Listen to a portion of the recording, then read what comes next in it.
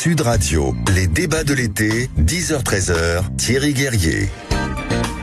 J'allais dire bonjour à toutes et à tous, mais bonjour à nos 4 débatteurs. Surtout, maintenant, c'est Mettez-vous d'accord. Vous savez, vous connaissez ce rendez-vous, bien sûr, tous les jours, tout au long de l'année, entre 10h40 et midi. C'est Valérie Expert qui anime ce moment. On la salue. Bonjour Valérie, en vacances avec sa famille. Voilà, donc j'ai le plaisir de la remplacer là pendant ces quelques semaines. Et puis, eh bien, nos invités, des habitués de Valérie. Babette de Rosière, que nous sommes ravis d'accueillir, la grande chef qu'on a vue dans C'est à vous, chef cuisinière, propriétaire de ce restaurant La Case de Babette dans les Yvelines à Maule. Et puis vous avez voulu toucher à la politique puisque vous êtes voulu toucher, j'ai touché, je voulais. Bah oui, vous avez été candidate. Non, mais je dis ça parce que si vous aviez été élue, vous seriez aujourd'hui une femme politique. Bon, je suis déjà élue à la région Île-de-France. À la région Île-de-France, mais vous êtes candidate, vous avez été candidate aux législatives. Et je continuerai encore. LR, RN, c'est-à-dire sciotiste, et vous êtes l'auteur du livre La face cachée de la politique en Île-de-France. Alors,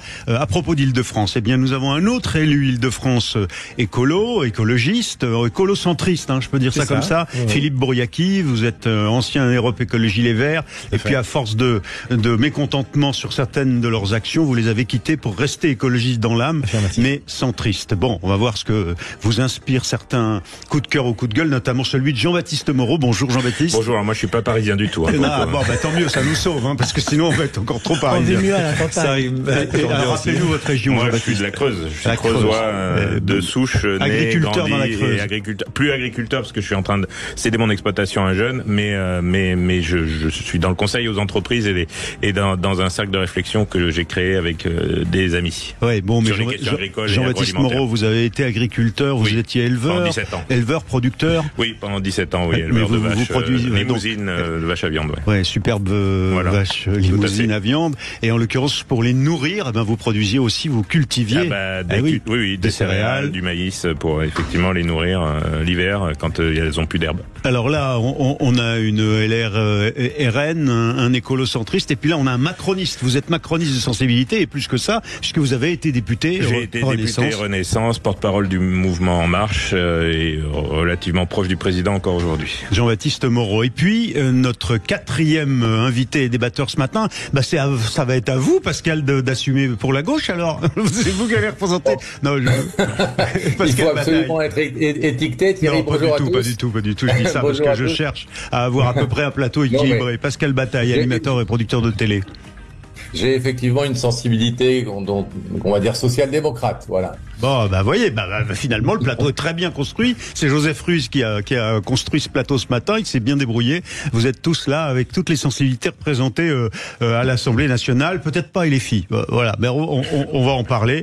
Les absents auront toujours tort. Non, je plaisante. Alors, eh bien, on va commencer par vos coups de cœur ou vos coups de gueule. C'est la tradition de l'émission. Et on va commencer avec vous, Babette. Ah ça, je savais. Bon, alors, c'est quoi votre mon coup de gueule, c'est j'aurais souhaité la destitution du président de la République. Attendez, quoi répétez, destitution du président de la République pour manquement manifestement incompatible avec l'exercice de son mandat. Vous voulez que je vous explique? Oui. Il y a 3 choses.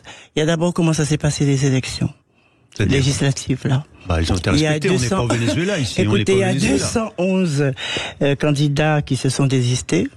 Et je ne crois pas qu'ils se sont désistés pour les beaux yeux du président. Et je suis même bien placé pour le savoir. Parce que moi-même, j'ai été démarché dans la nuit du dimanche à lundi, où 3 personnes proches du président m'ont appelé. D'ailleurs, je l'ai fait savoir publiquement, puisque j'ai enregistré ces 3 personnes. Il y en a un premier qui est le chef de cabinet de Gabriel Attal. Qui m'a appelé pour me demander ce que je faisais de ma Siouko. D'ailleurs, ça m'a beaucoup surpris parce que je m'attendais pas à cette question à 1h du matin. Et puis, il y a Solaire, qui est très proche. Il voulait quoi? Attendez, laissez-moi finir. Si vous parlez tout le temps, à ce moment-là, c'est plus la peine que je sois là. Et donc, il y a Solaire qui m'a appelé. Thierry Solaire. Pour me faire, pendant 16 minutes, pour me faire bien comprendre qu'il faut absolument être du côté du président. Il me désistait et il me proposait justement des postes mirobolants, à savoir, ou un poste de préfet, écoutez bien, à l'île de la Réunion, vraiment pour une gourde, ou alors que Macron pèsera de tout son poids pour me faire avoir le ministère de l'Outre-mer. Mais si c'est si grave et si ça vaut la destitution, il faut poser la question. Et il y a une troisième personne, j'ai promis à cette personne, qui est à la fois très proche de moi et très proche aussi de M. Macron, de ne pas le nommer, et qui lui aussi, pendant toute la journée du lundi, non seulement il m'a appelé dans la nuit, mais toute la journée du lundi, m'a bien fait comprendre que c'est de mon intérêt de ne pas me représenter, puisque de toute façon je n'ai rien à gagner, en m'expliquant que vaut mieux me désister plutôt que de ne rien gagner. Moi, je suis pas quelqu'un de corrompu, donc je n'ai pas accepté ça du tout, ni de l'un ni de l'autre, et c'est pour ça que je dis que là il y a un vrai problème, parce que parce que les 211 personnes qui se sont désistées sont passées par la même case que moi. Ils ne sont pas désistés parce que c'était des beaux yeux, parce que pour faire plaisir, pour la gloire, c'est pas vrai. C'est la politique de discuter, de négocier, non? Oui, mais bon, écoutez, quand on vous demande de quitter pour justement aller suivre le président de la République, on vous impose pratiquement ça. J'ai pas du tout aimé la méthode. Et puis deuxième chose, la présidente qui a été nommée, la présidente de l'Assemblée nationale, qui a été reconduite. Moi, je pense qu'elle a été reconduite. Oui, mais elle a été élue. Oui, mais reconduite. Et je m'explique pourquoi. Parce que les 17 ministres qui étaient là sont aussi des députés. Et ont voté en tant que députés. Évidemment, il n'y a rien qui empêche que les ministres votent pour l'Assemblée nationale, mais c'est ça qui a fait élire Madame Yael Braun-Pivet. Et troisième chose, j'ai pas fini. Troisième chose. Vous permettez que je dise un mot à ce propos. Je vais vous dire, Babette, écoutez-moi, parce que ça va dans votre sens. D'accord. Mais en l'occurrence, ce matin, Marine Le Pen a saisi le Conseil constitutionnel pour faire annuler la réélection d'Yael Braun-Pivet, notamment sur la base de l'argument que vous développez à l'instant. Vous voyez, je suis pas dans le temps. Non, mais je dis pas que vous êtes seul, mais je dis pas que vous avez raison pour le temps. C'est une bonne nouvelle. Ce que je vous explique, c'est que Marine Le Pen vient d'annoncer qu'elle saisissait le Conseil constitutionnel, notamment parce qu'elle considère que ces 17 ministres députés, comme vous l'avez évoqué à l'instant, n'était pas légitime, d'aller voter. N'était pas légitime à voter. On verra ce que décide le Conseil constitutionnel. Je ferai réagir les autres tout à l'heure, mais la troisième raison pour laquelle vous considérez qu'il y a une destitution nécessaire du président. C'est pas normal qu'il y ait plus de 10 millions de Français qui ont voté pour un parti et qui ne sont pas représentés à l'Assemblée nationale. Dans les postes de responsabilité. Ils sont à l'Assemblée. Je parle de postes de responsabilité, bien sûr. Il n'y a aucun. Alors c'est un mépris pour ces Français-là. Parce qu'ils ont voulu changer les choses, ils ont exprimé qu'ils voulaient changer les choses, et ils sont pas représentés à l'Assemblée nationale. Voilà les trois raisons. Pour lesquelles. Voilà. Et lorsque le président se cache derrière les JO, ça me fait bien sourire. Bon, mais en l'occurrence, vous avez un mot très fort. Je vais faire réagir vos camarades, trois autres débatteurs. Un mot très fort. Vous demandez là tout d'un coup, au milieu de l'été, en plein mois d'août, la destitution du président de la République. De la Constitution. C'est grave parce que ce serait une crise politique. Qu'est-ce que ça vous inspire? Pascal Bataille, le premier à réagir. Comment vous réagissez à cette exigence, ou en tout cas formulation d'une demande de destitution du président par Babette de Rosière? Écoutez, j'adore Babette et moi aussi. Mais je suis absolument pas. Je trouve ça complètement excessif et hors de propos. Je pense que ce qui se passe à l'Assemblée nationale concerne les députés et c'est au sein des députés et des alliances plus ou moins heureuses qui se sont produites pour l'élection de la présidente qu'il faut aller chercher les responsables et pas Emmanuel Macron, même si évidemment il était aux commandes de tout ça, mais son rôle de président de la République est une chose et son rôle d'influence auprès de son camp en une autre. Donc voilà, moi j'ai dit mon indignation sur le fait que Yael Braun-Pivet ait osé revendiquer à nouveau la présidence de l'Assemblée nationale après. Là-dessus, vous êtes d'accord? Vous n'êtes pas d'accord sur le terme de destitution? Ça me semblait une aberration et moralement et politiquement, mais pour autant, je pense pas que ça mérite la destitution de parce qu'on devrait faire.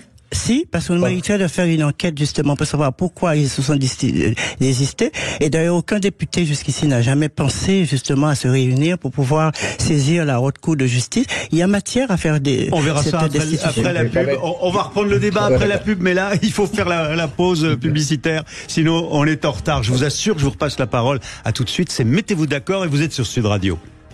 Sud Radio. Sud Radio. Parlons vrai. Parlons vrai. Sud Radio. Parlons vrai. Sud Radio, les débats de l'été, 10h-13h, Thierry Guerrier.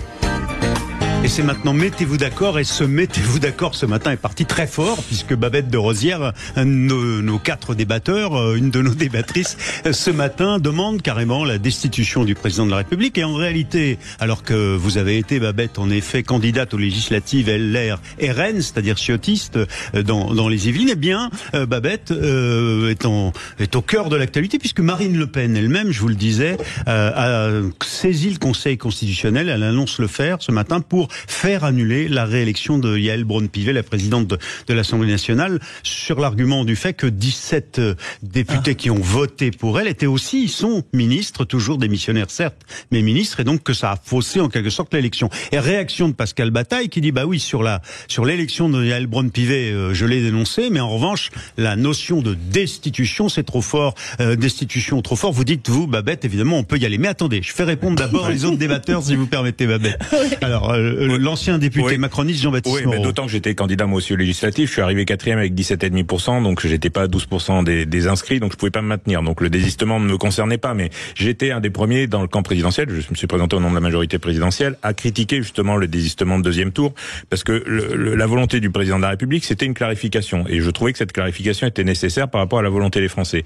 Et il est vrai que les désistements sélectifs, on va dire, qui ont été en cours, ont permis de sauver un certain nombre de députés de la majorité, mais on nuit à la clarification que le président, c'est du politicien contre le politique, a nuit à la clarification politique que le président appelait de ses vœux, et du coup on se retrouve avec une partie de la France qui est effectivement frustrée de ces résultats parce qu'elle ne se trouve pas représentée. Bon, soit c'est démocratique, je veux dire, il y a pas eu de malversation démocratique. C'est pas illégal, mais c'est pas. Je veux pas faire parler le président de la République parce qu'il y en a suffisamment qui le font parler et qui s'expriment à sa place pour lui faire dire tout et n'importe quoi, pour ne pas le faire moi-même. Mais je m'en tiendrai moi aux déclarations qu'il a faites la semaine dernière au cours d'une interview sur les grandes chaînes de télé, en disant que d'une part il n'était pas fanat des désistements très clairement, puisque il a dit maintenant que les désistements ont eu lieu, il faut que ceux qui sont désistés les uns pour les autres fassent une majorité et gouvernent. Le seul souci, c'est qu'on sait très bien que c'est impossible. Je veux dire, on n'aura pas de gouvernement entre LFI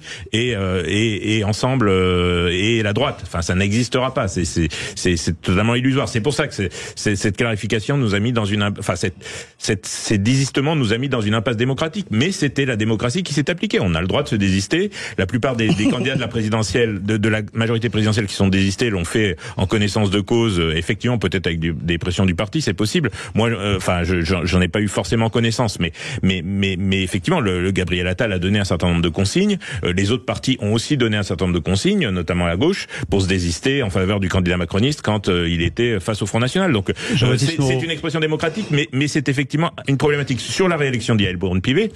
Le Conseil constitutionnel s'est déjà prononcé d'ailleurs, parce qu'il y avait d'autres personnes qui l'avaient saisi, Mathilde Panot en se jugeant incompétente à juger, en se disant non compétent pour juger la réélection d'Yaël Braun-Pivet et les règles que se donne l'Assemblée nationale, puisque ce sont des règles que se donne l'Assemblée nationale. Il y a eu une élection aussi, là aussi démocratique. Les députés se sont exprimés et ils ont choisi de réélire Yaël Braun-Pivet. On peut en penser ce qu'on en veut, et effectivement, le fait qu'il n'y ait pas de membres du Rassemblement national dans le bureau de l'Assemblée, c'est dans le bureau, hein. Et le bureau de l'Assemblée, il a un rôle sur prononcer des sanctions sur un certain nombre de choses sur l'ordre du jour, mais il n'est pas non plus, c'est pas l'alpha et l'oméga de la démocratie à l'Assemblée nationale. Mais effectivement et le président l'a dit, que le Rassemblement national ne soit pas représenté au sein de cette instance est un problème démocratique. Mais Jean-Baptiste Moreau, on sent bien que finalement, Baptiste de Rosière ou Marine Le Pen titillent quelque chose de très sensible, parce qu'on sent bien que le macroniste que vous êtes est pas très content de l'ambiguïté entre l'attitude politicienne de la Macronie et puis le choix du président de clarifier politiquement. Oui, mais justement, je suis pas sûr que ce soit porté par le président de la République, cette ambiguïté-là. Honnêtement, je suis pas sûr. Il y a des personnalités dans la majorité du président de la République qui ne sont pas forcément en accord avec lui et qui ont choisi d'autres façons de faire et d'autres méthodes que lui n'a pas forcément. Et je le connais bien de l'intérieur, le fonctionnement, puisque j'y ai vécu pendant ça fait 7 ans que je le vis. Donc je suis pas sûr que le président ait validé l'ensemble des options qui ont été prises entre les deux tours de ces législatives. Vous voulez sauver l'image de votre champion. Je suis suffisamment critique et j'ai suffisamment su exprimer mes désaccords avec lui sur un certain nombre de sujets pour être assez libre de ce point de vue-là. Et je ne lui dois rien. rien de ma situation actuelle. Donc, j'ai aucun problème à critiquer quand il a besoin d'être critiqué. Là, en l'occurrence, je suis pas sûr que ce soit son fait. Son fait, c'était la dissolution, c'est clair. Je pense qu'il aurait pas dû le faire dans ce délai-là parce que, y compris son propre camp, n'était pas prêt à partir en campagne. Mais je suis pas sûr que toutes les décisions qui ont été prises après cette dissolution sont toutes de son fait, honnêtement. Bon, de toute façon, il a intérêt à défendre son président. Non, mais comment on peut m'expliquer que le factotum qui est très proche du président, M. Solaire, se permet d'appeler dans la nuit tous les gens qui sont au deuxième tour pour leur demander de désister. Ça, c'est le président. Parce que le président, quand il a dit qu'il prenait la décision de dissoudre l'Assemblée, il pensait pouvoir retomber sous ses pieds comme un chat. Il pensait qu'après, il aurait eu vraiment une assemblée pour lui. Donc, il s'attendait pas qu'il y aurait eu trois blocs. Et c'est pour ça qu'ils se retrouvaient devant des difficultés. Et c'est pour ça, dans la nuit de dimanche à lundi, ils ont fait du rabattage. Ils ont appelé tout le monde. Tous les partis font ça. Oui, en fait, ça, c'est de l'escroquerie à la limite. C'est de l'escroquerie intellectuelle. Je comprends pas comment un président peut alerter sa troupe en disant qu'il faut absolument demander aux gens de se désister en faveur de la. Je suis pas sûr qu'il l'ait fait, Thierry Solaire. Non, ça c'est sûr. Et de toute façon, c'est pour ça qu'il faut une commission. Il faut une commission d'enquête là-dessus, parce qu'il faut savoir pourquoi ces gens-là se sont désistés. Je suis sûr qu'on va être surpris de leur réponse. Alors, parce que pourquoi je dis ça? Pourquoi je dis ça? Pourquoi je dis ça? Pourquoi je dis ça? Parce que depuis, les gens à qui on a promis des choses n'auront rien. Alors, avec nous, Babette de Rosière, vous l'avez entendu, Jean-Baptiste Moreau, on vient de l'entendre, Pascal Bataille, et puis Philippe Bourriaquet. Alors Philippe, réaction à la demande de destitution du président de la République et d'enquête parlementaire sur les destitutions de la part de Babette de Rosière. C'est son coup de gueule ce matin. À titre personnel, j'ai beaucoup d'affection pour Babette. C'est une femme engagée, c'est une femme avec un caractère franc. Politiquement, nous sommes... Qui dit les choses, hein. Qui dit les choses. Parlons vrai, c'est une invitée. Oui, non, moi, c'est une qualité que j'apprécie, même si c'est, politiquement, aujourd'hui, on se retrouve, opposés et adversaires, parce que je me retrouve, moi, très proche de Patrick Caram et de Valérie Pécresse, à qui je dois beaucoup lorsque je me suis retrouvé au fond du gouffre. Les patrons de l'Île-de-France. Et moi, la loyauté chez moi, c'est quelque chose de fondamental, c'est une pierre cardinale. Babette soulève 3 points. Le premier point, une manœuvre téléguidée ou personnelle de plusieurs personnes qui l'ont contacté et qui ont contacté d'autres personnes. C'est le jeu des appareils politiques. Moi, je me rappelle au municipal de 2020, au soir du premier tour, de prendre le téléphone et de s'appeler entre concurrents du premier tour pour voir si on pouvait avoir des alliances ou il pouvait y avoir un désistement, etc. Ça fait partie du jeu politique. Maintenant, les promesses n'engagent que ceux qui l'écoutent, comme disait si bien notre ex-président de la République. Et je sais que certaines personnes prennent des initiatives personnelles. Moi, je le dis à titre personnel dans certaines négociations, et je remercie Jean-Marc Gomatori et le bureau politique de l'écologie au centre de me donner certaines prérogatives et la confiance de pouvoir prendre certaines initiatives lorsque je discute avec d'autres interlocuteurs de d'autres partis politiques pour des élections, par exemple les élections européennes ou les élections législatives. Donc, il nous appartient à chacun de pouvoir avoir une largesse et certains de dépasser sûrement cette largesse. L'imputer au président de la République, ça me semble un peu délicat et compliqué. Mais je peux comprendre le ressenti. Destitution oui, destitution non. Non, destitution non, non.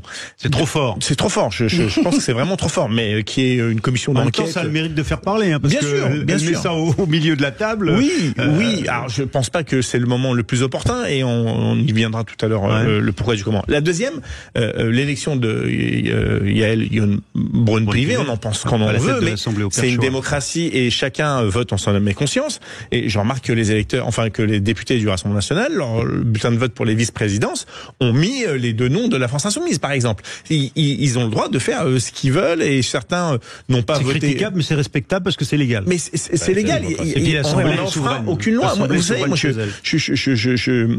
je suis régalien, j'aime l'État, j'aime l'ordre, j'aime la Constitution et j'aime notre nation. Et c'est ma nation, c'est mon pays qui a des valeurs juste extraordinaires. Et donc les gens ont respecté les valeurs, on leur a mis conscience. Le troisième point que tu avais soulevé, c'était... il y avait personne qui représentait justement les 10 millions dans les postes à responsabilité à l'Assemblée nationale. Babette dénonce que le RN n'est pas de Moi, je combattrai le Rassemblement national et Reconquête jusqu'au, je pense et je l'espère, mon dernier jour. Mais je vous l'ai dit, moi je suis pas un schizophrène et c'est pas. Non, mais que le RN qui est quand même autant de députés n'est pas poste de responsabilité, c'est un. Quand je dis je suis pas schizophrène, je ne veux pas jeter l'opprobre sur ceux qui souffrent de cette pathologie. Hein. C'est dans le terme vulgaire que j'utilise. Ce n'est pas acceptable que dans notre démocratie, si on considère que le Rassemblement national est un parti démocratique, on est d'accord. À ce moment-là, il doit être représenté partout. C'est le règlement de l'Assemblée nationale qui n'a pas été respecté. Et là, moi, je suis furax contre tous ceux qui se disent de l'arc républicain d'avoir fait un deal avec l'extrême gauche pour écarter l'extrême droite. Enfin, on est chez les fous. Alors que dans la mandature précédente, ils avaient fait un deal avec l'extrême droite pour écarter l'extrême gauche, et j'étais furax aussi. Donc ça, c'est quelque chose qui est pas possible. C'est un mauvais message qu'on envoie aux Français et aux Françaises, et aux 11 millions d'électeurs qui ont voté le Rassemblement national, pour qui j'ai le plus grand respect, pas le Rassemblement national, mais les électeurs, parce qu'ils ont une colère qui est légitime, qui n'est pas entendue, et donc ils ont exprimé, et on ne peut pas les exclure. C'est exactement ce que j'ai dit entre les deux tours. On ne combat pas un extrême en s'alliant avec un autre extrême. Ça n'existe pas. Enfin, je veux dire, c'est absolument incompréhensible pour les électeurs. On radicalise l'électorat qui se sont totalement floués. Vous pensez que comme quand vous étiez député, il fallait des députés RN dans les postes à responsabilité à l'Assemblée? À l'époque, ils étaient 10, donc c'était moins problématique, on va dire, entre 2017 et 2022. Mais depuis 2022, dans la première législature après 2022, ils ont eu des mais oui, à partir du moment où ils représentent 10 millions d'électeurs, ils doivent être au poste de responsabilité. Ou alors, on interdit le parti avant les élections. Et il faut être clair. Soit c'est un parti démocratique et il est dans les institutions. Je le combats aussi nuit et jour, et je combats tous les extrêmes nuit et jour. D'ailleurs, entre les deux tours, je l'ai appelé à voter tout sauf les extrêmes. Mais on peut pas dire à la fois qu'il est démocratique et qu'il n'est pas démocratique. Pas plus que l'extrême gauche. Et les filoutes, Babette, parce qu'elle a réussi à imposer son sujet, et vous êtes à peu près tous tombés d'accord. Très vite, c'est la pub. Quelle est la différence qui a fait que Yannick Prévert a été élu? Les 17 ministres qui étaient là, qui étaient aussi députés. Non, mais c'est ça. Ils étaient démissionnaires. C'est ça. Ils auraient pu avoir. On vous entend pas, on vous comprend pas, on reprend le débat après la publicité et le journal. Allez, mettez-vous d'accord, et vous les retrouverez dans un instant dans Mettez-vous d'accord sur Sud Radio. À tout de suite. Sud Radio. Sud Radio. Parlons vrai. Parlons vrai. Sud Radio. Parlons vrai. Sud Radio, les débats de l'été, 10h-13h, Thierry Guerrier. Voilà, on croyait que dans Mettez-vous d'accord, on aurait du mal à trouver des sujets de débat. Eh ben, pas du tout. Ce matin, une de nos 4 débattrices et débatteurs, Babette de Rosière, qui est, vous la connaissez, c'est à vous, cuisinière, chef de cuisine et propriétaire de la Case de Babette à Maule, ce restaurant. Elle a été candidate aux législatives LR-RN, ciotiste dans les Yvelines. Elle vient de demander à l'antenne, lancer à nouveau un débat, peut-être en pure perte, parce que quand même, le président, il est en ce moment au Fort de Brégançon, au soleil, en Méditerranée, et puis là, il attend, puis il y a la trêve des Jeux, vous avez l'air d'en sourire, mais elle est là, et donc vous avez demandé la destitution du président. Heureusement qu'il y a eu la trêve des Jeux, hein. Heureusement pour lui, ça a arrangé beaucoup de choses, ça. Hein. Eh ben, n'empêche qu'elle est là, hein, la trêve, et puis qu'elle est à peu près respectée. Elle a sauvé, quoi. Voilà. Donc, Babette de Rosière, Philippe Bouriaki, qui lui est conseiller régional écolo-centriste et écologiste d'Île-de-France, donc au conseil régional d'Île-de-France, Jean-Baptiste Moreau, agriculteur, qui est aussi ancien député macroniste, Pascal Bataille, animateur et producteur de télévision. Jean-Baptiste Moreau, je viens vers vous pour un autre sujet alors, qui est aussi vraiment, ça vous met en colère, un coup de gueule contre ce que vous appelez les mensonges des écologistes. Oui, et de l'écologie politique et de certaines ONG, oui. Moi j'ai justement, je l'ai subi en tant qu'agriculteur, mais je l'ai subi aussi en tant que député à l'Assemblée nationale. Il y a une étude qui est sortie et qui a été relayée par Le Point, mais ces études-là, on les entend pas. On entend toutes celles qui vont dans l'autre sens, qui culpabilisent les agriculteurs de tous les maux. Par contre, celles qui montrent que finalement, c'est peut-être pas eux les responsables, souvent la plupart du temps, c'est une étude qui est parue dans Le Point, qui est une étude de chercheurs allemands de l'université de Tübingen, donc en Allemagne, qui est parue dans une revue scientifique, Water Search, qui est une revue incontestable, et qui montre justement que tout ce qu'on a raconté sur le glyphosate. Moi, j'ai été rapporteur d'une mission. Le glyphosate, c'est un herbicide, c'est-à-dire c'est un produit qu'on utilise, qui détruit ce qu'on appelle les adventices ou les mauvaises herbes dans les cultures, que ce soit dans les céréales, dans les maïs, qui et sans lui, il y a des taux de rendement pour vous, les agriculteurs, qui baissent. Qui chutent considérablement. Et c'est un herbicide systémique qui est en plus assez peu cher, qui a été développé par l'entreprise Monsanto qui n'existe plus, qui a été racheté par Bayer il y a quelque temps. Et donc le glyphosate est responsable de tous les maux, à entendre les écologistes. C'est une catastrophe sanitaire, tout. Alors que l'étude des scientifiques allemands montre le contraire, en fait. Oui, tout à fait. Il n'est pas question de dire que le glyphosate est inoffensif. Et d'ailleurs, on a réduit considérablement les usages en Europe et en France particulièrement, puisqu'on a pris un certain nombre de mesures suite à la mission dont j'ai été le rapporteur. Mais ce qu'il faut savoir et ce qu'il faut voir dans cette étude, c'est que c'est une étude sur le fait qu'on retrouve un des dérivés du glyphosate, c'est-à-dire l'AMPA, dans les eaux, notamment dans les stations d'épuration ou dans les eaux de rivière. Et donc, ces chercheurs, ils ont fait une recherche pour voir d'où venait exactement cette AMPA. Normalement, ça vient du glyphosate. Les écolos vous expliquent que ça vient du glyphosate, que c'est la faute des agriculteurs. Et en fait, cette étude montre que malgré le fait qu'on ait considérablement réduit le glyphosate, qu'il y ait des zones où on l'utilise pas, je pense aux villes, aux métropoles ou à proximité des métropoles, eh ben les taux ils sont rigoureusement les mêmes partout. Ouais. Et ils sont les mêmes qu'aux États-Unis. Ils sont les mêmes qu'aux États-Unis où on utilise le glyphosate de façon hyper importante. Eh ben en fait, c'est lié au fait juste que l'AMPA, c'est aussi un des dérivés c'est un des constituants des détergents et des lessives. Donc en fait, industrielles et domestiques. C'est la façon dont nous utilisons les lessives et donc, qui en fait, provoque ça. Ces produits-là, c'est issu de la dégradation des lessives et des détergents utilisés par tout un chacun. Mais c'est la logique des écolos depuis des dizaines d'années. C'est-à-dire qu'on culpabilise les agriculteurs de tous les maux. Ils sont responsables de la pollution des gaz à effet de serre à cause des vaches, tout ça, pour ne pas remettre en cause le fait qu'en fait c'est notre mode de vie globalement qui est responsable de toutes ces pollutions. C'est pas juste les agriculteurs. Mais c'est beaucoup plus facile d'expliquer que tout est de la faute de 400 000 agriculteurs que de 5 milliards d'individus dont il faut changer radicalement le mode de vie. On l'a vu, un exemple très typique. On dit toujours que les abeilles, la mortalité, elle est due aux pesticides et tout ça.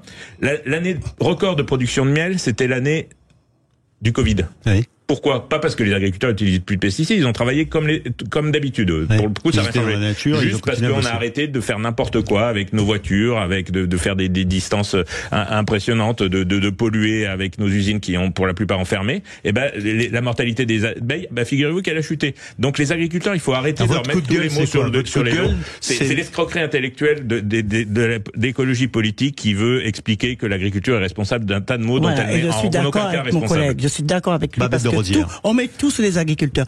Pour rebondir sur les pesticides, qui parle du chlordécone ? Ça intéresse les agriculteurs. Ça intéresse les écolos, ça. Le chlordécone. C'est un pesticide. C'est dans les Antilles. Il faut rappeler l'histoire. L'histoire, s'il faut rappeler l'histoire, alors là, on est jusqu'à demain matin. Mais en attendant, le problème là-bas aux Antilles, personne ne soulève ce problème. Le chlordécone, qui est un pesticide qui est utilisé pour dans les bananeraies, etc.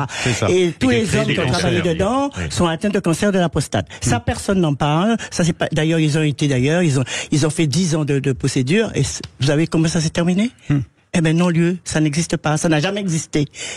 Et quand je vois qu'on est en train de parler du glyphosate, je dis mais ils sont complètement barjots parce que le glyphosate, si nous on avait que ça chez nous, ce serait formidable. En fait, vous préféreriez le glyphosate au chlordécone. Écoutez, c'est un pesticide aussi, mais c'est pas le chlordécone. Il n'y a pas la catastrophe que nous vivons.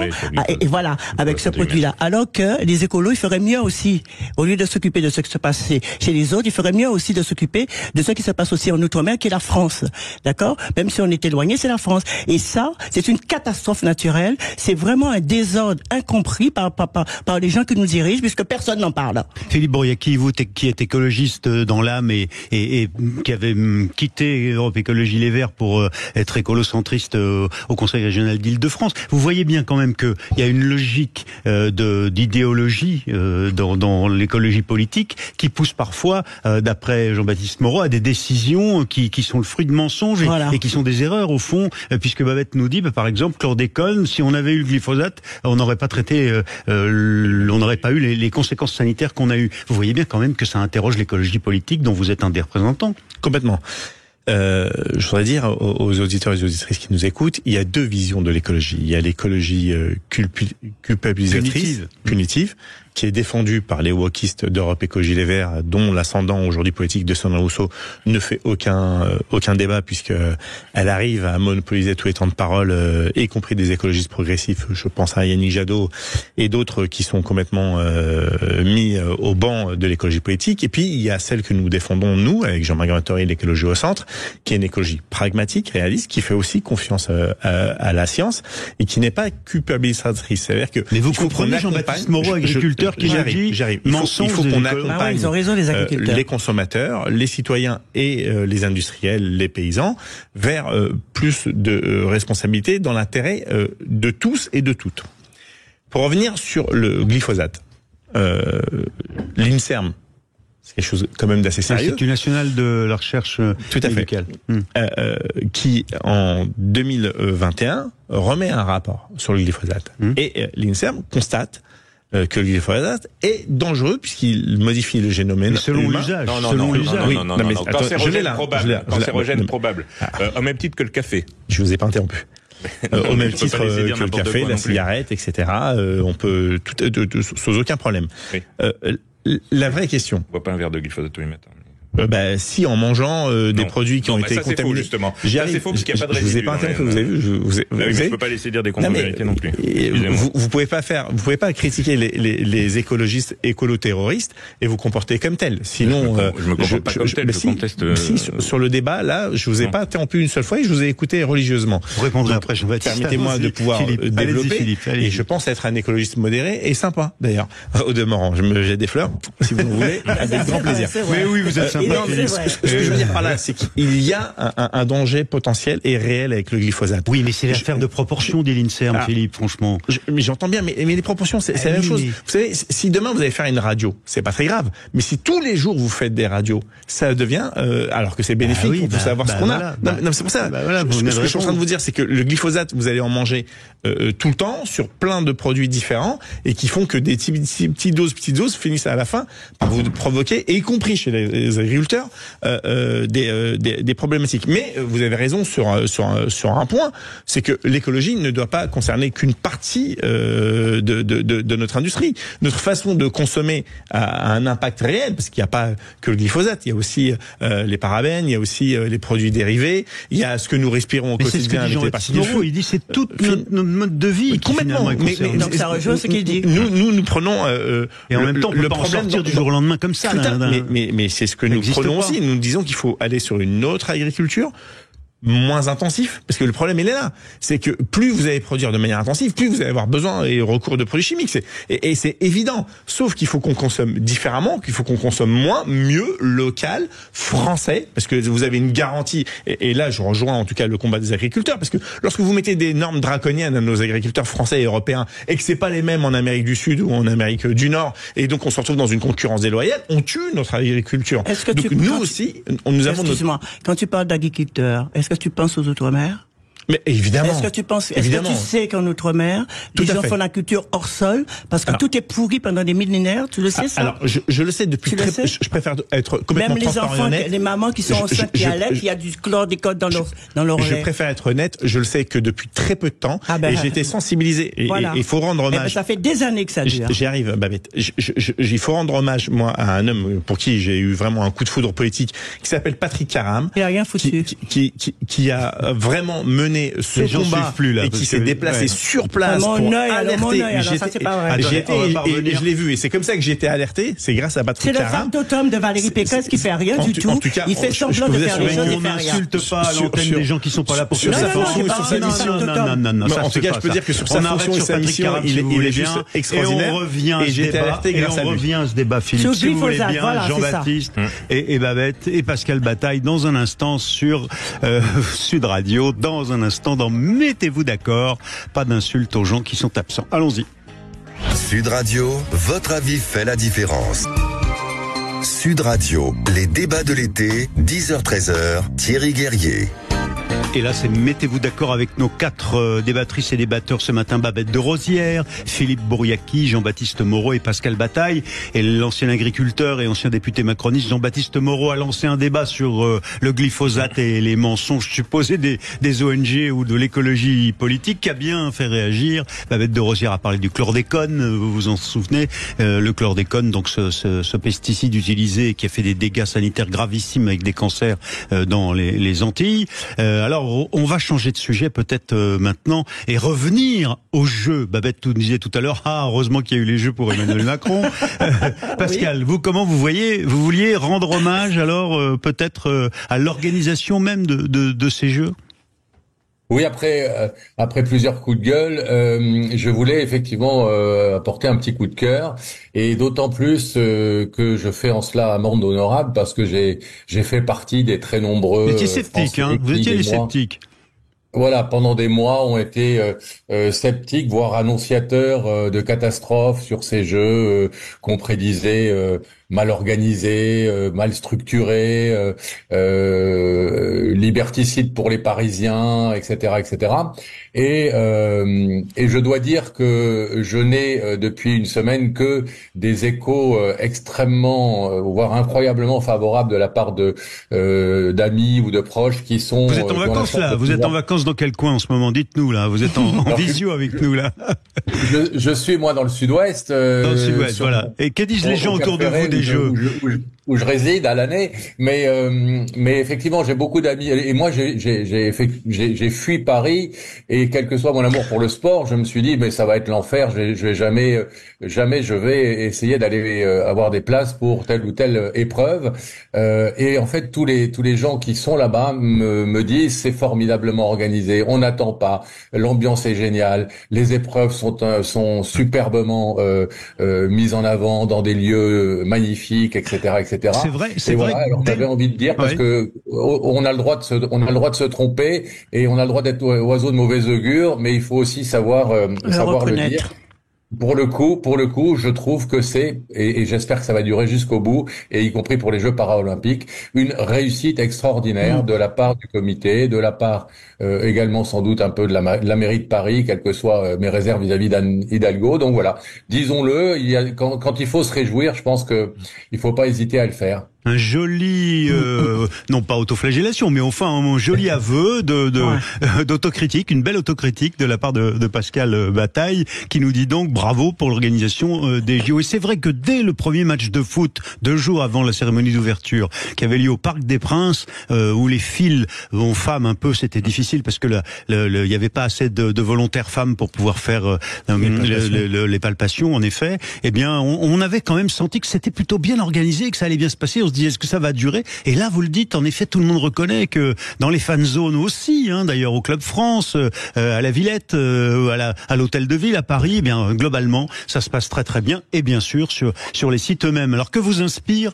ce coup de cœur de Pascal Bataille? Oui, il faut saluer l'organisation du COJO et avec avec le chef d'orchestre Tony Estanguet qui ont fait un boulot remarquable. Saluer aussi l'ensemble des bénévoles. Il y a beaucoup de bénévoles 45 000.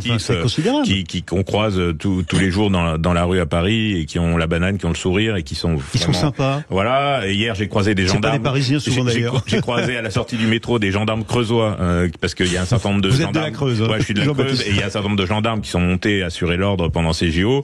Voilà, qui m'ont dit, on a été boire un café, et ils sont très contents. Oui, c'était après leur service, je vous rassure. mais voilà, et qu'un café. Et donc ils sont ravis. Ils disent que c'est excessivement bien organisé pour eux aussi à leur niveau, que c'est très bien coordonné, et que globalement ça se passe globalement très bien. Il y a peu d'agressivité. Je voyais hier soir Gare de l'Est en rentrant à la maison. Il y avait les 6 motards, les 6 motos qui étaient là, de la police nationale, et puis ils étaient attablés à une terrasse, et les gens venaient discuter avec eux. Des trucs qu'on voit pas souvent. Oui, non, c'est vraiment très très bien. Enfin voilà, moi aussi j'étais très sceptique, pour être tout à fait honnête. Et il faut avouer que c'est excessivement bien organisé. Vous êtes allé voir vous êtes allé voir? Non, pas encore. Non, parce que je travaille, donc j'ai pas eu l'occasion d'y aller voir. Mais d'aller voir. Vous alliez voir quoi? Moi, j'aurais bien été voir avec ma fille de l'équitation, parce que c'est une passionnée d'équitation, mais ça a été très compliqué pour avoir des places à Versailles. Donc j'ai pas réussi.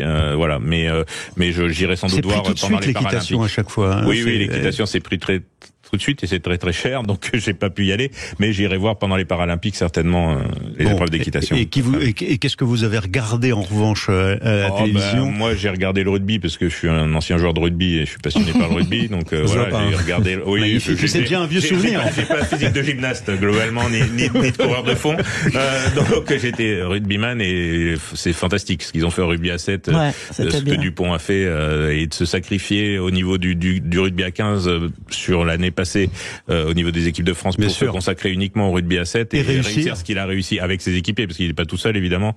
C'est vraiment un mec. Et vous vous rendez compte que c'est déjà presque un souvenir ancien du début des JO. C'était au début des JO. Ils ont même commencé avant la cérémonie d'ouverture. Donc non, c'était. Et Babette, vous avez regardé quoi? Qu'est-ce qui vous a... J'ai tout vu. Je suis allé même à la cérémonie. Ah oui. Oui.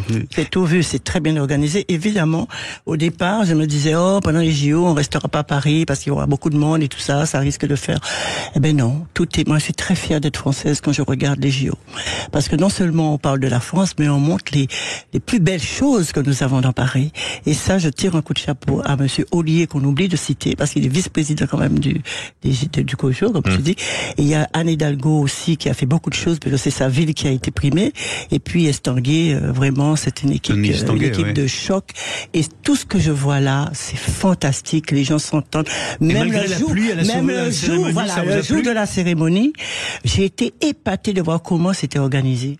Personne n'attend. Il y a des gens qui vous prennent en main, qui vous placent, etc. Mais vraiment, c'est du grand temps. Même dans le métro, j'ai jamais pris le métro. J'étais obligé de prendre le métro pour aller là-bas. Et quand je suis arrivé dans le métro, il y avait une équipe des JO qui vous recevait et qui vous orientait. Moi, je me suis perdu 2 fois dans le métro parce que je savais pas où aller. Eh ben, j'ai trouvé des gens. Vraiment, félicitations. On peut dire tout ce qu'on veut des JO. En tout cas, nous, en France, ça va marquer les esprits pour longtemps. Et je suis très fier d'avoir ces JO à Paris. Et je ne rate rien sans vous. Vous me faites gratter maintenant Teddy Riner. C'est pas bien. Oui, parce que Teddy Riner, c'est en direct. On verra en ce moment. Parce que la Guadeloupe, c'est une terre de champions. Là, on fait fuir les auditeurs qui vont aller regarder la télé en même temps, évidemment. Mais bon, les derniers qui restent cet été sur Sud Radio. Sud Radio, j'adore. J'ai été chroniqueuse aussi à Sud Radio. C'est une radio que j'affectionne particulièrement. Mais il y en a beaucoup qui écoutent et qui regardent en même temps, qui écoutent la radio et qui regardent en même temps les matchs. Parlons vrai. Chez vous, c'est ça. C'est pour ça que je viens. Ça aurait été ailleurs, je refuserais, comme j'ai beaucoup refusé des choses pendant les élections. Mais on parle vrai à Sud Radio. Alors, Philippe Bouriaki, qu'est-ce que ça vous inspire? Pour moi, c'est un régal. J'ai fait partie, et surtout à l'époque à Europe Écologie Les Verts, quand je vois les retournements en ce moment, je suis très heureux de me dire que j'avais raison avec Yannick Jadot depuis le début. Je suis un sportif, j'aime le sport, un sportif dans l'âme. C'est pour ça que je suis dans la commissaire au sport à la région Île-de-France. Auprès, encore une fois, de judoka, karatéka lui-même. C'est ça, tout à fait. Et puis full contact kickboxing. Je suis super heureux. Quelle image que la France renvoie. Tout le monde nous disait qu'on serait des grincheux, aigris. Quand je vois ces bénévoles qui se donnent corps et âme, quand je vois nos policiers, nos pompiers, nos services de secours, je pense à la protection civile, à Croix-Rouge, à tous ces gens, toutes ces femmes et ces hommes, et y compris celles et ceux qu'on ne voit jamais, qu'on ne remercie jamais, celles et ceux qui font ce qu'on appelle les petites mains, le nettoyage, le repérage, la signalétique. C'est très propre tout de suite dans la foulée, immédiatement, et c'est super fluide. Et donc, ça reste toute l'année. Permettez-moi de dire, premièrement, cocorico.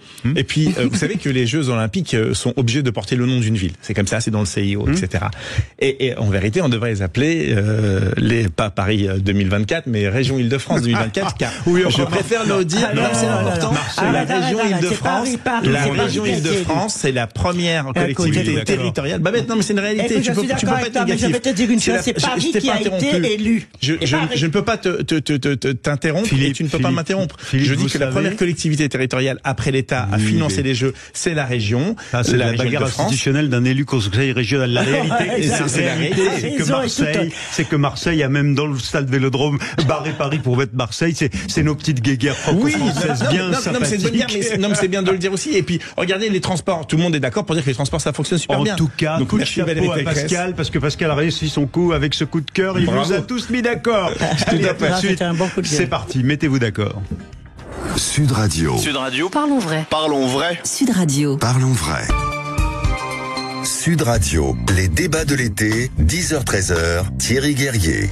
Avec nos 4 débatteurs ce matin, Babette de Rosière, Philippe Bouriaki, Jean-Baptiste Moreau et Pascal Bataille. Et le coup de cœur de Pascal Bataille pour l'organisation des Jeux Olympiques a permis une discussion où on est tous tombés d'accord en fait sur l'idée que c'était bien organisé, que c'était formidable. Mais tout de même, Philippe Bouriaki, en bon conseiller régional d'Île-de-France, a fait du chauvinisme local en disant on n'aurait pas dû les appeler les JO Paris 2024, mais les JO franciliens ou les JO d'Île-de-France 2024. Et ça a suscité suscité hors micro là un débat sur qui paye le plus, qui paye, la Hidalgo, la mairie de Paris, la région Île-de-France, l'État. Et Jean-Baptiste Moreau, je vous dis tout, des coulisses. Jean-Baptiste Moreau dit mais tout le monde a pu donner sa part. Non, pas la ville de Paris. Bref, enfin, vous voyez, on n'a pas fini. On va pas aller dans ce débat un peu chauvinesque de nos différents débatteurs en fonction de leur élection. Alors, on va aller à nouveau renouer à la politique. Enfin, là, on parle de politique déjà à travers le financement, bien sûr, mais on va parler du nouveau Front populaire parce que c'est votre coup de gueule, Philippe Bouriaki. Complètement. Alors que tous les Français et les Françaises, et on l'a vu, l'engouement pour les jeux, pour les jeux, et puis je pense à Léon Marchand où les escrimeurs sont arrêtés, les basketteurs sont arrêtés, on demandait à regarder le match. Parce que le foot, l'escrime, tout le monde regarde sur le portable en même temps, tout en étant dans les stades, et regardez Marchand sur le portable, mais tout le monde s'est arrêté. Mais pire que ça. C'est-à-dire que dans les stades, on a projeté la finale et les escrimeurs se sont arrêtés pour regarder. Oui, projeté en direct. C'est la première fois que c'est arrivé, ce truc-là. Dans l'histoire des jeux. Dans l'histoire des jeux. Et personne, aucun pays n'a contesté. Au contraire, on sent qu'il y a un engouement planétaire. Et au moment où les Français et les Françaises sont complètement pris dans ces jeux, cette fierté nationale, ce chauvinisme. Et puis il faut qu'on soit aussi un petit peu chauvin. C'est ça aussi la France. On a tous les partis républicains qui respectent la trêve olympique, c'est-à-dire qu'on arrête de se tirer dessus, on laisse passer les jeux, puis après on va ressortir les armes politiques, évidemment. On a le nouveau Front populaire qui devient avec des méthodes passéistes, qui se comporte tel un harceleur de rue. Harceleur de rue, qu'est-ce que ça veut dire ? Tout à fait. L'harcèlement de rue, les femmes en sont victimes régulièrement dans les transports en commun, dans la rue, par des mecs qui sont très lourds sur la drague, qui sont dans le voyeurisme et qui sont dans le... Donc le nouveau Front populaire est très lourd sur la drague. Il nous drague et il nous drague un peu lourdement, c'est ça ? Il nous force la main à accepter l'inacceptable. Par exemple. Lucie Castex... Castex. Ah oui, pardon, excusez-moi. Ça n'a rien à voir avec Castex. Excusez-moi, mais je suis dyslexique et donc j'ai quelques petites Lucie Castex, qu'est-ce que vous lui reprochez ? Écoutez, je reproche d'être un petit peu lourd avec ses visites la visite de l'usine Duralex vous a pas plu ? Oui, moi j'ai fait un petit tweet sympa, j'espère qu'elle a pas très mal pris en disant vous êtes trompé d'entrée, on vous attendait à l'autre usine et avec un logo Durex pour lui dire que du flair, ça. Ouah, mais c'était mignon, c'est politique. Non, mais ce que je veux dire par là, c'est que, s'il vous plaît, foutez-nous la paix. Déjà, arrêtez de mentir aux Français et de dire que les Français ont voté pour votre programme. Beaucoup de Français ont voté pour faire un barrage républicain et donc ils ont voté à contre-cœur. Moi, j'en connais beaucoup, ça n'a pas été le cas dans ma circonscription, mais j'en connais énormément qui m'ont dit on y va, on se pince en nez, et y compris des gens de gauche qui ont voté pour des macronistes, on se pince en nez. Donc, ça marche dans les deux sens. Que les deux, arrêtez de jouer sur ça en disant on a voté pour notre programme. C'est pas vrai. Mais c'est un mensonge. Le nouveau Front populaire serait harceleur de rue. Tous les jours, ils nous sortent des visites d'une première ministre virtuelle avec un gouvernement virtuel. Et donc, pendant que nous sommes en train de faire la liesse, ils sont en train de plomber le moral. On veut une pause. Ils essayent, mais ça marche pas. Non, ça marche pas. Ils sont ridicules. Vous avez l'impression qu'on a le moral plombé ce matin ? Nous non, mais il y a des Français et des Françaises qui sont en train de rêver, qui sont en train de vivre un moment extraordinaire. Ça arrive une fois dans une vie. S'il vous plaît, Émile et Images chantaient, laissez-nous chanter.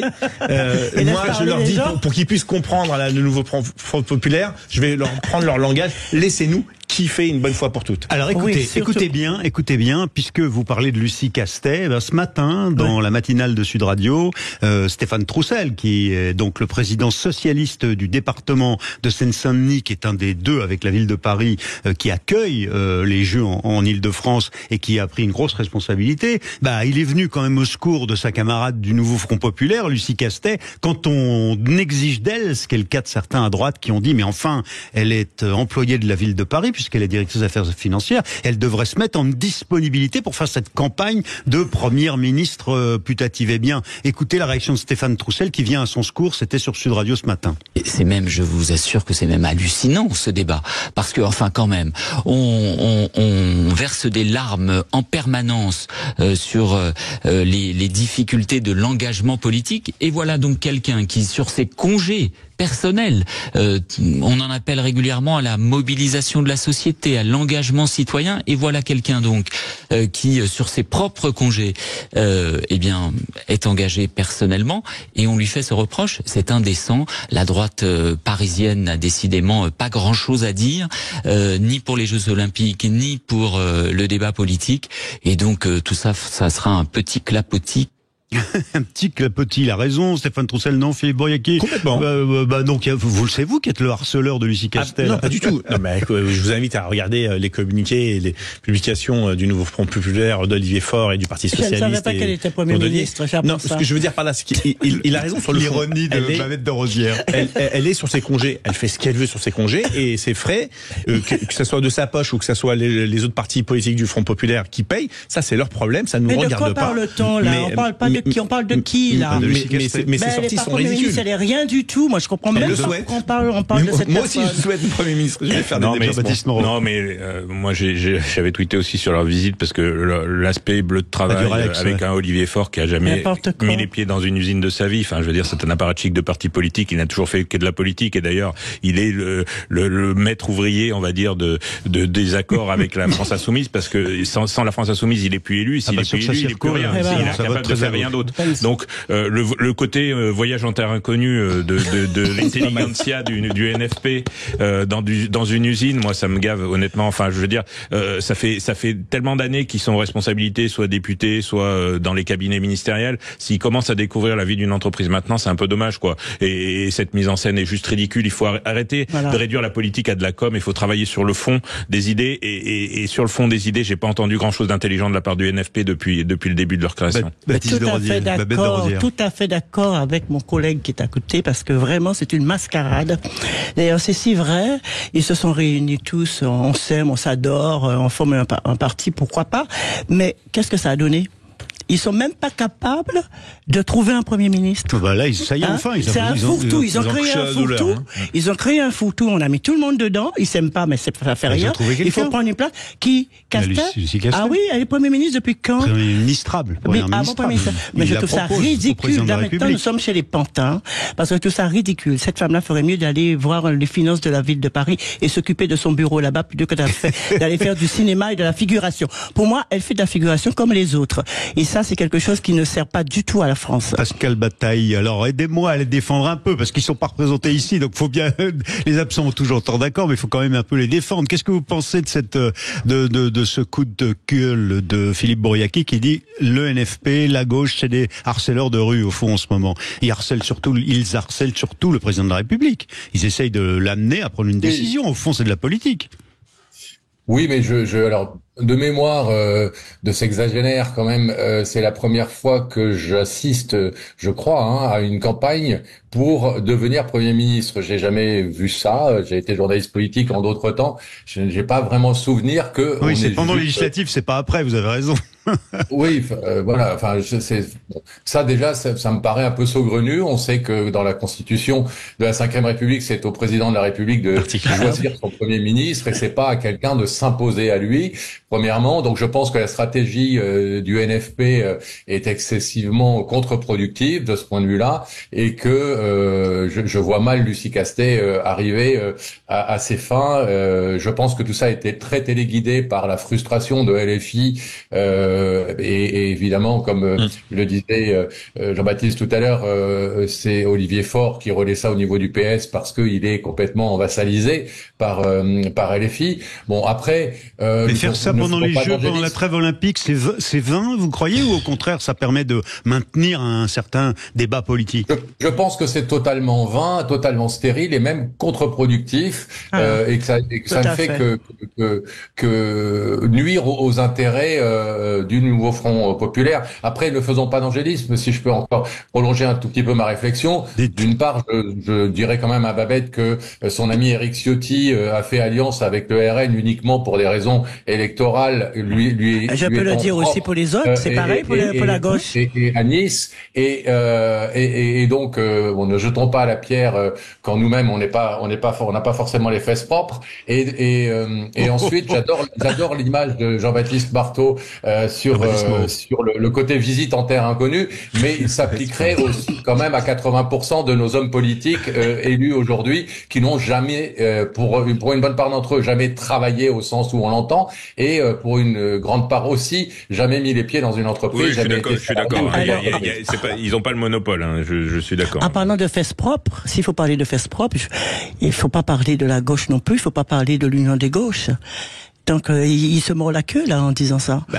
Personne n'a les fesses propres alors. Ce qui veut dire, c'est que la négociation et la mise en scène, le Rassemblement national et Éric Ciotti, il a succombé aussi. Il y a eu un rassemblement de gauche, d'accord? C'est un panier à crabe, tout le monde est dedans. Nous on devait rester là à ne rien faire. Non mais il y a eu alliance aussi avec elle. Voilà, mais moi je suis toujours LR, ça n'a pas changé ça. D'accord? Donc, si, en matière de fesses propres, s'il faut détailler les fesses propres, il y en a beaucoup qui ont les fesses sales. Non, mais à la façon dont Olivier Faure a négocié avec LFI. C'est bien ce que je dis. Je dis, les fesses sales, elles sortent de tous les côtés. Oui, non, mais c'est vrai que Ciotti a négocié avec le RN comme Faure a négocié avec LFI pour sauver sa circo. On est totalement d'accord. On se retrouvera dans quelques instants peut-être pour parler encore politique, puisqu'on essaye de tenir ici coûte que coûte, alors que c'est la trêve olympique, alors qu'on parle plus de politique, alors que le président de la République a disparu. Nous, on continue à parler politique avec nos invités. C'est Mettez-vous d'accord. À tout de suite sur Sud Radio. Les Gaulois réfractaires. Sud Radio. Sud Radio. Parlons vrai. Parlons vrai. Sud Radio. Parlons vrai. Sud Radio, les débats de l'été, 10h-13h, Thierry Guerrier. Dernier quart d'heure de ce Mettez-vous d'accord avec nos invités Babette de Rosière, Philippe Brouillaki, Jean-Baptiste Moreau et Pascal Bataille. Et alors on discute politique, on essaye de traiter des sujets et d'avoir ces débats encore alors que tout le monde est ailleurs sur la trêve des Jeux Olympiques. Mais quand même on parle politique. Puis la vérité c'est que dans ce studio, alors même que nous essayons de maintenir ces débats, eh bien nos 4 invités, Pascal, je sais pas vous depuis le Sud-Ouest, mais ici, eh bien ils sont sur leur portable en train de surveiller le match de Teddy Riner. Est-ce que Teddy Riner va se qualifier ou pas? Et puis de Roman Dico, ça y est, elle est passée. Et Teddy Golden Score. On va revenir à Golden Score pour Teddy. Oui, d'accord. Donc oulala, c'est chaud. Eh bien, vous aurez le résultat là dans un quart d'heure à 12h05 dans les JO dans tous leurs états avec Joseph Ruiz. Notre émission entre 12h et 13h, bien sûr, où on revient sur les Jeux Olympiques. Alors écoutez, on va revenir à la politique parce que vous avez réagi aussi ce matin à ce qui s'est passé sur Sud Radio, puisque Stéphane Troussel, je le disais, le président du Conseil général de Seine-Saint-Denis, le 93, comme on dit, au nord de Paris, qui accueille les JO, qui a son bord de Seine qui s'est aussi un petit peu dépollué, et puis il y a le village olympique, surtout dans la Seine-Saint-Denis. Eh bien, Stéphane Troussel a dit à propos, puisqu'il est membre du Nouveau Front Populaire, il est socialiste, eh bien oui, aujourd'hui, il faut faire des compromis et plus vouloir appliquer tout notre programme que notre programme. Écoutez bien, c'était sur Sud Radio ce matin, Stéphane Troussel chez Benjamin Glaise. Bien évidemment, il faut que chacun d'entre nous soit conscient de ce vote et dire à ses électeurs à quel point il faut aller les chercher, notamment en luttant contre le sentiment de déclassement, en luttant contre justement ce sentiment et ces réalités d'injustice et d'inégalité fiscale liées au pouvoir d'achat, liées à la situation des services publics. Mais je crois que le président de la République doit aussi entendre que dans ce front républicain, les Français ont placé en tête le nouveau Front populaire. Bon, Stéphane Troussel plaide pour que ce soit le nouveau Front populaire dans cette coalition de compromis éventuels dont on a du mal à trouver pour l'instant l'avènement. Eh bien, ce soit son groupe qui soit le premier, le pivot et qui désigne un Premier ministre. Il n'empêche qu'on voit monter à gauche, Philippe Brouillaki, de plus en plus de gens qui disent mais il faut un compromis, il faut qu'on discute des thématiques et il ne faut pas qu'on veuille appliquer juste le programme du nouveau Front populaire. Tout à fait. Alors, à gauche, plutôt dans les sociaux-démocrates, et qui sont des gens réalistes, pragmatiques, avec modérés, qui on peut travailler vraiment. Moi, je serais Emmanuel Macron. Et là-dessus, je rejoins Stéphane Troussel, et y compris les gens de gauche qui disent que leur coalition, et c'est mathématique, est la plus nombreuse à l'Assemblée nationale. Donc, par conséquent, le Premier ministre doit venir dans leurs membres. Je serais Emmanuel Macron, c'est ce que je ferais. C'est-à-dire je mettrais Karim Bouhamran, le maire de Saint-Ouen, en tant que Premier ministre. Ouais, pourquoi lui Je vais vous expliquer. Parce que, premièrement... Saint-Ouen, c'est juste au nord de Paris Nord, derrière le périphérique. Il est très, très, très bien. Je vais vous expliquer pourquoi. c'est pas que uniquement par la symbolique de la mixité, diversité, etc. Non, c'est quelqu'un qui vient du monde de l'entreprise, donc il sait ce que ça veut dire transpirer, il vient des quartiers populaires, il sait ce que c'est la difficulté des quartiers populaires et réussir par l'excellence. Très respecté dans sa commune. Non simplement dans sa commune, mais même au-delà de sa commune. Moi, je suis pas un partenaire politique, mais en tout cas, je pense qu'on soutiendra sa candidature en 2026. Mais justement, dans sa vie, c'est ce qu'il fait. Des compromis, son compromission, des coalitions avec des gens qui n'étaient pas forcément toujours favorables, et il arrive à avoir une texture homogène qui avance dans un sens bien précis pour les habitants de Saint-Ouen. Mais même au-delà, je vois ce qu'il fait au conseil départemental. Pour l'instant à une poussée islamiste radicale qui existe aussi à Saint-Ouen. Mais évidemment, elle n'est pas qu'à Saint-Ouen. Mais pourquoi alors vous voulez lui comme Premier ministre du nouveau Front Populaire? Ces gens de gauche qui nous ont tellement parlé de symboles, d'intégration, de modèles et de réussite. Elle est là. Karim c'est une des meilleures pierres angulaires de cette société. Il est bien à Saint-Ouen. Voilà, Saint-Ouen c'est bien. Il est très bien. C'est pas une petite ville, Saint-Ouen. Un coup Premier ministre, ce serait énorme. Mais Jean Castex était quoi juste avant? Elisabeth Borne était quoi juste avant? Non mais lui, il a produit quelque chose, il a gagné l'élection, il a une légitimité. Je pense que c'est plutôt une bonne idée, d'autant plus qu'il a dit qu'il fallait bâtir des coalitions, parce que de toute façon, le NFP ou pas NFP, seul ne gouvernera pas plus de quelques jours. Je veux dire, il n'y a pas de majorité absolue à l'Assemblée nationale avec eux pour appliquer leur programme. Ça n'existe pas. Donc il faut bâtir des compromis, des coalitions. Et c'est d'ailleurs, il a pris cette position-là qui est parfois contestée au niveau du NFP, notamment LFI, parce que LFI, en fait, ils veulent pas gouverner. Hein.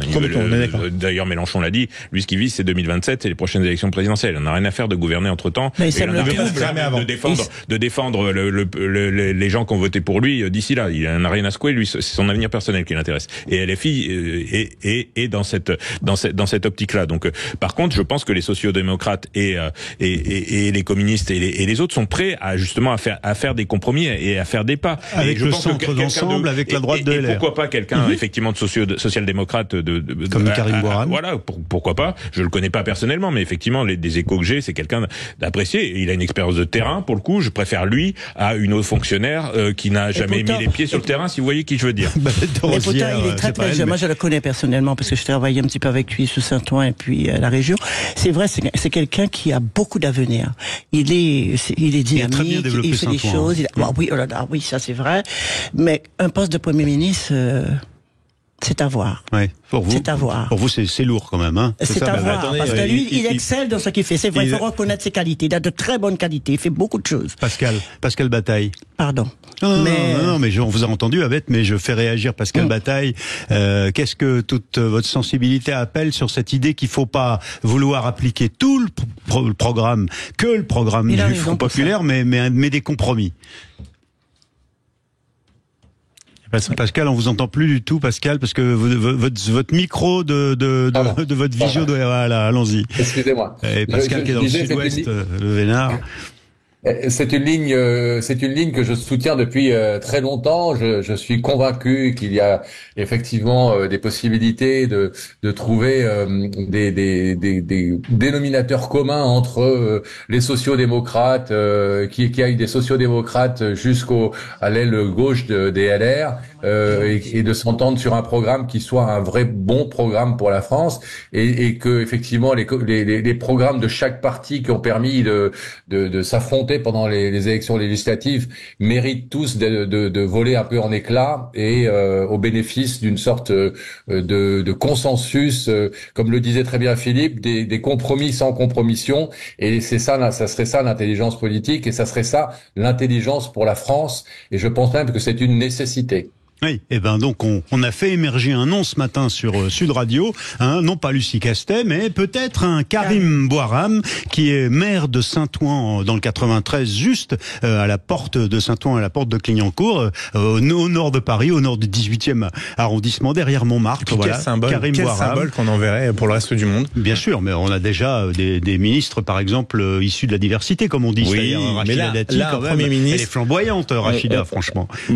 Magnifique. Voilà. Mais donc Karim serait beaucoup plus flamboyant. Surtout, tout ça montre que c'est devenu de la normalité. On n'a plus besoin de les mettre en avant. Et puis surtout, il faut bâtir une coalition parce qu'il faut des mesures fortes si on veut réellement empêcher les extrêmes d'arriver au pouvoir. Il faut pas sont tous mis d'accord avec vous. Vraiment un programme construit et avec des mesures qui changent la vie des gens. Voilà. Ce qui est bien, c'est que Karim, lui, quand il dit, il fait. Ouais. On peut compter sur pragmatique. Voilà. Même la ciotiste Babette de Rosière soutient Karim Bouarane. Karim Bouarane, socialiste, maire de Saint-Ouen. Alors, on va changer de sujet. On va changer de sujet avec une thématique qui vous tient à cœur, Babette, parce que l'année 2024 pourrait être la plus faible en nombre de naissances en France. La démographie s'effondre. Mais qu'est-ce qui se passe? On n'a plus que 3 minutes. Il faut que vous fassiez le tour de chacun une minute. Allez, oui. Donc, Babette, pourquoi vous teniez absolument à traiter de ce sujet ce matin? Parce que les hommes sont considérés comme des étalons maintenant. Ils vont mettre leurs petits trucs dans les éprouvettes. Ouais. Et puis on choisit les yeux, la couleur et tout ça. Enfin, c'est bébé. Et on fait sur mesure maintenant. Les hommes veulent plus faire de bébé, c'est ça? Au départ, faire l'amour entre deux êtres, c'est ça qui donne le fruit qu'on appelle le bébé. Et ça n'existe pratiquement plus là. On vit une époque. C'est pas parce qu'on fait moins d'enfants qu'on fait plus d'enfants, écoutez. On vit une époque où faire un enfant, c'est à la portée de tout le monde. Oui. Bah oui. Voilà. Mais après, il faut l'assumer. C'est ça. Et maintenant, dans la situation que nous vivons, le pouvoir d'achat, les gens, quand ils font un enfant, ils réfléchissent avant. Hein. C'est pas comme avant. Ils réfléchissent combien ça coûte, etc., avant de mettre un bébé au monde. Et ils ont raison, parce que ça coûte cher. Moi, j'ai vu ça pourquoi? Pendant le Covid, j'étais chez moi. J'avais pas d'enfant à m'en occuper. Mais quand j'ai vu la somme d'occupation que ça suscite, je me suis dit, une mère de famille qui a un enfant et qui doit loger, voilà. En fait, hein. C'est le Covid qui m'a révélé ça. Je me suis dit, c'est incroyable. Comment une mère de famille travaille, mais ces gens-là méritent d'être payés. C'est difficile d'élever un enfant. Vous vous rendez pas compte? Alors comment on va faire 2, 3, 4, 5 peuplés? Ce sont les femmes qui sont courageuses qui font ça. Maintenant, je comprends pourquoi la natalité baisse. Philippe Bouriaki, la natalité, Jean-Baptiste Moreau, parce que bataille, un mot rapidement. Un que Babette a soulevé, c'est économique, et donc ça met une certaine pression, un certain stress qui fait que certains y réfléchissent à 2 fois, parce que c'est environ 7 000 € par an un enfant. Puis il y a un autre, c'est sur la fertilité des hommes et des femmes. On revient au problème de pollution. Ça va être la faute des agriculteurs. Non, de pollution, j'ai dit, évidemment. Et donc, cela est un vrai problème. En tout cas, avec humour, je me tiens à disposition de ma nation pour pouvoir donner un coup de main s'il y a besoin. J'étais sûr qu'on allait dire merde. J'étais sûr que ça allait partir. Il y a quelqu'un qui revendique 500 enfants. La France. 500 bébés. Oui, il est devenu un donneur professionnel. Officiellement 3, et s'il y en a d'autres, en tout cas, je les reconnaîtrai sans aucun problème. Non, mais la France était un peu une anomalie dans les pays occidentaux jusqu'à présent, parce qu'elle a conservé une natalité importante par rapport aux pays européens notamment, et aux pays de l'OCDE. On est hélas en train de rejoindre la moyenne, on va dire, des pays de l'OCDE et des pays occidentaux, avec une diminution très nette de la natalité, ce qui va pas sans poser des problèmes dans la conservation de notre modèle social à l'avenir. Enfin, c'est pas que le juste système de retraite par répartition, par répartition, du fait que c'est les générations futures qui paieront pour les retraités futurs. Si on a de moins en moins d'enfants, ça va coincer à un moment. Donc c'est une problématique qui peut être parfois traitée par l'humour, mais qui va poser des gros problèmes dans les années. Et alors vous aussi, vous vous mettez à la disposition de la nation? Moi, j'en ai qu'une fille. J'ai pas été très bon élève pour le coup. Je suis même pas dans le renouvellement des générations, qui est 2 enfants par couple. J'en ai qu'une. En plus, c'est une fille. Pascal, Pascal au service de la nation dans le sud-ouest, du côté du Cap Ferret. Alors moi, j'ai bien travaillé pour la nation puisque j'ai 4 fils, mais honnêtement, je ne suis pas convaincu que la baisse de la natalité soit une si mauvaise nouvelle pour l'avenir de la planète.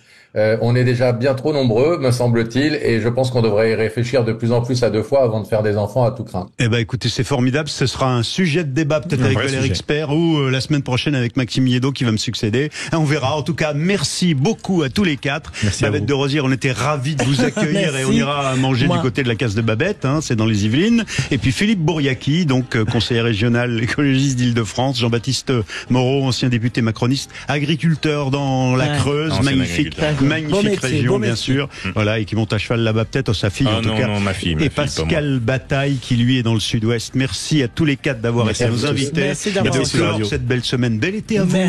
Bons Jeux Olympiques. Et plein de médailles. Et ravi de vous retrouver peut-être un de ces jours. On va vous dire ça dans quelques instants en direct dans les JO, dans tous leurs états, avec Joseph Ruiz. C'est à partir de midi, là. 12h05. C'est parti. À tout de suite. C'est les infos maintenant. Sud Radio. Parlons vrai. Sud Radio. Parlons vrai.